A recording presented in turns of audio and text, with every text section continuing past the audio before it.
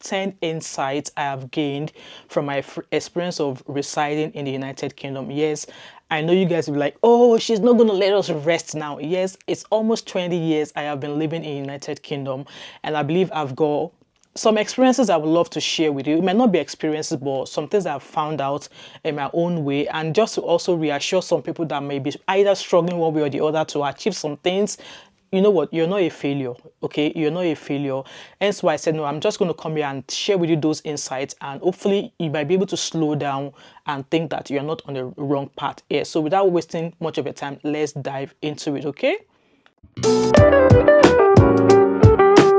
Hi everyone, welcome back again to my channel. My name is Wemimo and I'm also known as Thatmumof5, and I'm also known as TMO5 Kanduko. If you're new to my channel, welcome, and if you're a returning subscriber, thank you so much for always coming. So it's been almost 19 and a half years and almost 20 years now that I've been in the United Kingdom, and I've gained one or two things, you know, and I've learned a few things, and I'm sure I've got a handful of experiences in terms of things that I'm able to share with you.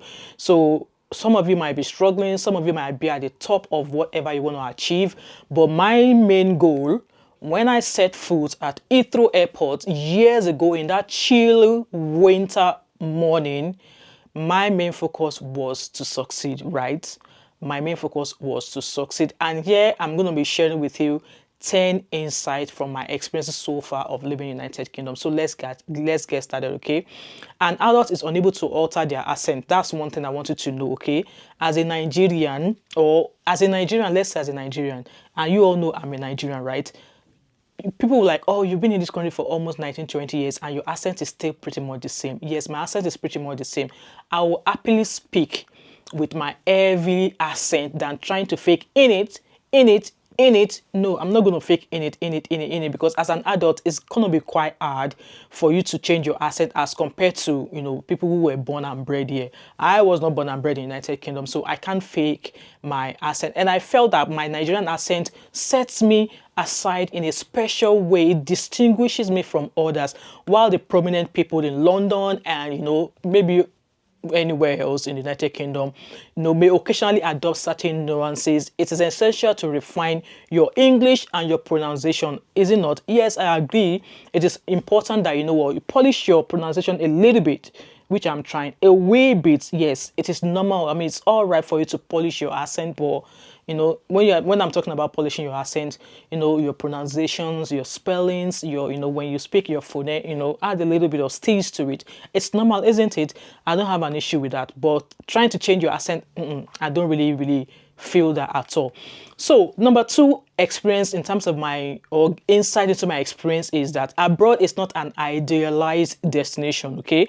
The journey often involves feelings of isolation, self-doubt, and imposter syndrome, followed by a phase of stability and eventual flourishing, depending on the type of visa you possess. Yes, and so I'm more like, I'm Team Jackma, but then make sure you have the right visa for yourself, because the kind of visa you have will ensure that maybe you're able to get employment. And I know if you are on some sort of visa, which means that you are still renewing your visa, if you don't have a permanent residency, you may still be restricted in terms of some of the things you are entitled to. But over time, if your focus is to succeed, you will get there. Hence why coming into the United Kingdom, even coming abroad, you know, it's always very important to travel abroad through the legal channel that at least allow you work. And like I said, there's going to be a feeling of, you know, isolation for the first few weeks when you just arrived, but as time goes on, all of that will get better, okay? Like I said, depending on the visa type that you have, that is going to be maybe the epitome of how your success is going to be. Yeah, I have to be honest with you. So it may require a minimum of 4 to 5 years before you can genuinely claim to have settled in this country, and I would say that's 100 truth, okay? I would probably say it wasn't until 4 or 5 years after I arrived in this country that I was able to permanently settle. Yes, that was when I got my permanent settlement. I don't have to renew visas or anything like that. And I must tell you that my life changed for the better after I had my personal, you know, my personal settlement, which means that, you know, I'm not restricted from anything. I'm able to move to wherever I want to move. Even with not having permanent settlement, I'm still able to move to wherever I want to move to within the UK, but I felt a bit restricted. So I didn't even bother doing any of that at all. But when I had my permanent residency between, like I said, it took me about 4 to 5 years. Only then was I able to, like, yes, I'm not rushing about anything. I'm going to take my time in order to be able to achieve the things I really wanted. And this also might be for the new people who are just arriving in the UK. It might take you about 4 to 5 years in order for you to settle in the UK. And between those periods of time, like I said, there's going to be phases of emotions of isolation, being depressed, maybe questioning, did you make the right choice of actually jackpot into the abroad. But yeah, this is my experience, and I'm hoping that you might be able to learn from it. So let's move on. So British passport privileges. Yes, I am a Britico, I am a Britico, I am a Britico, I am a Britico, and that did not come cheap. Okay, and I'm sure you guys know I've shared the experience of how that process with you guys. It did not come cheap. Okay, so possessing a British passport is a unique experience in its own way. Yes, it's a unique experience that I don't think I'll ever forget so quick. Particularly during border control inspections. I've heard of people saying that, oh, I think my cousin once said that when she was traveling to Nigeria, she had a British passport and her husband had a Nigerian passport. She was quite surprised that the queue to the British passport holders was moving much quicker as compared to the ones with the Nigerian passport. So that's the privilege. So if you're a Nigerian passport holder, your queue will be long. And if you're a red P holder, the service is quite smooth. I don't know why that's, but I would say that's one of the privileges of having a British passport, right? Holders of British passport are regarded as first-class citizens. Yes, that might sound a wee bit, but it's the truth. I have to be honest with you, okay? It's the truth. So even at that, you start wondering that how come your own parents did not jackpot in the 80s or in the 70s to the United Kingdom when their mates are doing so that you too will be able to have access to that palipupa. But then, all fingers are not equal, and each individual's journey in life is absolutely different. In those years when people are jackpotting, that might not even be in the thought of your own parents that they should jackpot, and I don't think that was ever in the thought of my own parents to jackpot for me to now have my own British passport privilege. But I'm super glad that I made that effort for my children, and my children have that privilege. So as somebody who is new, you might be wondering, will I ever get a palipupa? Will I ever get a British passport? Trust me, it takes time and you will get there. This is just to reassure you that you will get there. Okay, let's move on. In terms of professional development, I've come across a few Nigerians here who have been in the UK for a very long time, and they've not polished themselves in any way. They've not gone to school. They've not taken up any personal development in terms of studying or training. Why? All the resources necessary for your career to be successful are available to you. It is essential that you actually identify the appropriate revenues to seek sources and assistance. There's so many places you will go to, even gov.uk. If there's any professional development you want to do and you don't know where to start from, go on to www.gov.uk. There's lots of resources for you. Even going to your nearest citizens advice bureau, there's lots of support there. Just walk in there, tell them what you're trying to do. Even if they're not able to give you the information you need, they might be able to refer you to some place that you might be able to get the things in order to help you get some sort of professional development. So options such as technology boot camps, workplace workshops, paid study leaves, even complimentary school hours and meals for your children. Yeah, like I said, this is dependent on the type of visa you have. So before you are chasing your children or pushing your children to go and eat free school meal at school, make sure you ask from the school to be sure that you are entitled or your children are entitled, because you don't want a situation whereby your children are eating free school meal and then you want to renew your visa and it's it's impacting you in any way. I've heard a few people say this had an impact on the application years ago. I don't know how true that is, but if you're going to be applying for anything, especially in regards to the children's school, please make sure you carry out your own research to be sure that you are not restricted in any way from claiming support for your children. Like I said, these are part of the benefits of you being settled in the UK, and these are some of my experiences as well. So you might be thinking, oh, would that ever come for me? Trust me, it will come. Okay, this is part of my experiences. It will come. Yes, it will come. So let's move on. Mortgages. See our Nigerian people here. Especially when they get that mortgage in the UK, they start feeling funky. They start feeling like the Oba of Oyo. They start feeling like the Oba of, I don't even know what to call them, okay? Acquiring a home should not be viewed as a race. No, run your race at your own pace, okay? While some colleagues of yours may purchase a house within 2 years, this should not be a source of concern. Me sitting down here, I don't have a mortgage in the UK. And it's not because I don't want to. I just don't believe in that idea. Maybe it's like a Nigerian mentality with me. I don't believe in that idea of paying thousands of pounds for a deposit and then you will still be paying small money, or like when you are in Nigeria, when you buy a land, it's yours. You feel me, people? So it's not because I don't want to buy a house here. I just feel like my thinking is not aligning with the fact that would not align with the way mortgages is being run here in the UK as compared to how we own our homes in Nigeria. Okay, so if your colleagues are getting their own house in 2 years, this should not be a source of concern. In certain instances, the cost associated with buying a home may exceed those of renting. Yes, the cost of you buying a home might even be much more expensive as compared to if you're actually renting. Okay, it is important to recognize that for others, the journey to home ownership in the UK may extend to 5 years or even longer. And we all know if you miss your payments, they will give you the grace to try and catch up with your funds to meet up with your payment. But you all know home repossessions.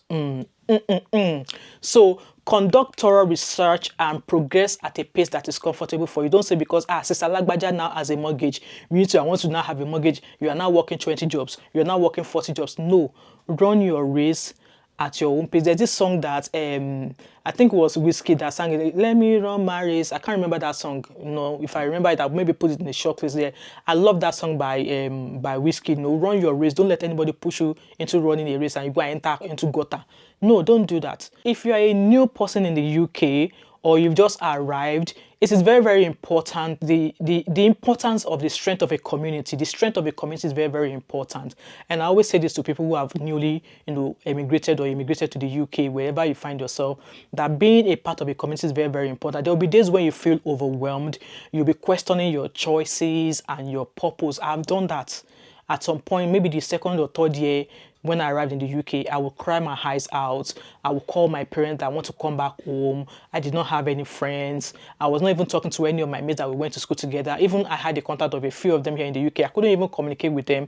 At some point, I was like, why are we even in the UK, So during these times, the support, motivation, and knowledge from your community will be essential. And I've always said that, when you arrive in the UK or the abroad, the people you meet in the first few months of arrival will determine how fast or how quick your settlement in the UK would go. When I mean settlement, like getting a house or getting a job, just being able to mingle into the system very well, okay? So success is rarely achieved in isolation and solitude, okay? And it should not be your part. Yeah, it should not be your part, okay? Be rest assured that brighter days will come that will illuminate all of your endeavors. And when I'm talking about community as well, when you go into work, try and mingle, make friends. You might be, if you're an introvert, you might struggle a lot with this, but like I said, if you're at a workplace, being an introvert, as time goes on, you start to meet colleagues. They will invite you out for drinks, invite you out for lunch. And also, if you're an African or if you're a Muslim, like I said in my previous video, if you're a Muslim, at some point, if you go to mosques, you meet other Nigerians or other Africans that it might not necessarily be even Nigerians. You meet other people from other parts of Africa that you can mix with, join that community. If you're a Christian, before you know it, if you go to church, that's another community you can join, all right? And it's not a must that you join an African community. There's so many communities within the area that you may find yourself, especially living in the United Kingdom, that you can join. Okay, so let's move on. Taking charge of your financial future. It's very, very important to be very, very money wise. Okay, living abroad has compelled me to achieve financial independence. Yes, I always come here to brag about how I'm able to save £500 every month out of my wage. And in a year, do you know how much that is? And I've been doing that for the past 5 years. And I don't think anything is going to stop me. Okay? So I have learned to be financially independent. Yes, as there is no family support to rely on for monetary assistance. Here in the UK, nobody will borrow you money. Nobody will borrow you money. I have to be very, very honest with you. Nobody will borrow you money. So you better be wise on how you spend your money, okay? So it is essential to earn your income and acquire the skills necessary for effective money management, including budgeting and practicing delayed gratification, okay? Financial aid is rarely given. Yeah, like I said, financial aid is rarely given. And if you get money, at times, maybe HMRC thinks that you pay too much tax, then they will refund the money to you, or you are on universal credit. And universal credit will like say, at one point we thought you were making too much money and we did not support you with the amount of money we were supposed to support you that time, so we are returning so amount for you. Those are the places that you get extra money. Anywhere else, I'm sorry, You will not get money anywhere. You will not get any money anywhere. So universal credit or HMRC may occur if you have been paid, or if you have been if you have overpaid taxes or received insufficient wages. Then that is when universal credit or HMRC will say, okay, they are returning some money back to you. The aspiration to thrive as an immigrant in the United Kingdom will enhance your motivation to remain vigilant and consistently outpace the locals. Yes, residing beyond your comfort zone will make you acutely aware that your intellectual capacity and resilience serve as your competitive edge. Even when attired in formal clothing, do not hesitate to reveal your authentic self when the situation demands it. Ensure that no one takes advantages of you. I always say this, no matter where you go, when you present yourself well, people will respect you the way you present yourself. But if you present yourself in a yeye way, people will yeye you, okay? Now, let's move on to health. Health is indeed a form of wealth in this country. Access to healthcare is a fundamental right, and neglecting to seek medical attention can be seen as a disservice to yourself. Yeah, because why is there free health service in the UK? And you don't want to go and you don't want to go and book an appointment to do your blood sugar or to check that you are not suffering from hypertension. Like, it's a sin to yourself if you're not taking charge or if you're not making use of that service, because emergency here are addressed promptly. Although the criteria for what constitutes an emergency may vary from person to person, smoking is prevalent in this area, yet participation is not important. It is not a must that people smoke that you must smoke. People say, the cold air in this country is what is making me smoke. No. Just because people are smoking does not mean you have to take up that. No. One is not obligated to conform to such habits. Yes, I have come to prioritize my health, regular medical checkups, and adequate sleep. Consequently, I have begun using this Avon bedtime spray that if I spray it on my pillow like this, put my head on my pillow, in the next 10, 15, 20 minutes, I am snoring away, and I must tell you, it has helped. It has helped. I will drop an image of it here. That bed spray, just spray it on your pillow. 20 minutes, 30 minutes, listen to music, and then gone. I am asleep, and it's helping. It has helped me effectively in me sleeping well, okay? So let's move on. Success is attainable to anyone. It is possible to achieve wealth overseas through low-skilled employment or even as a healthcare assistant. Oh, yes, so because some people like, I don't want to come and do care work. I don't want to go and do this. Those people in the abroad, they do the kind of job. They do this kind of job, but then they are making money. They are making money. The key lies in mastering budgeting, practicing frugality and enhancing financial literacy. Wealth accumulation often results from the compound effect. It is important to acknowledge the existence of classism and racism. Yes, racism, no matter how much we talk here in the abroad, we're still going to mention it, but it's not happened as used to in the past now. It's much better now, it's much manageable, okay? Exercise caution regarding the choices you make and the path you pursue. Okay, guys, let me know what you feel about all these things that I've shared with you. These are the things I've experienced or that I've learned, that I've held on to since the past 19 and a half years that I've been living in the United Kingdom. So if you have yet to achieve your goals in this area and you are considering new opportunities, now is the time to take the decisive step towards relocation, okay? That's me telling you, Jackpa. Jackpa. Do not allow the fear of uncertainty to hinder your pursuit of a better life. Yeah. Do not allow the fear of, you don't know what if you are going to be able to cope in the United Kingdom to deter you from actually coming here to achieve the things that in the future your children will be thanking you for. So I hope this my insight, my experiences of living in the United Kingdom has helped you in a way. And if there's anything you really want me to clarify in these things that I've mentioned, feel free to drop them in the comment section. And if you've watched it now and you've not yet subscribed to my channel, what are you waiting for? So don't forget to drop a comment in the comment section, subscribe if you have not yet done so, turn on your post notifications, share this video, and I'll have to catch up with you in my next one. All right, and I shall see you again later. Bye. Finish them on fight us. If them they run them no fit catch up. I know they form say I too righteous. Don't come they form say you too like us. You know get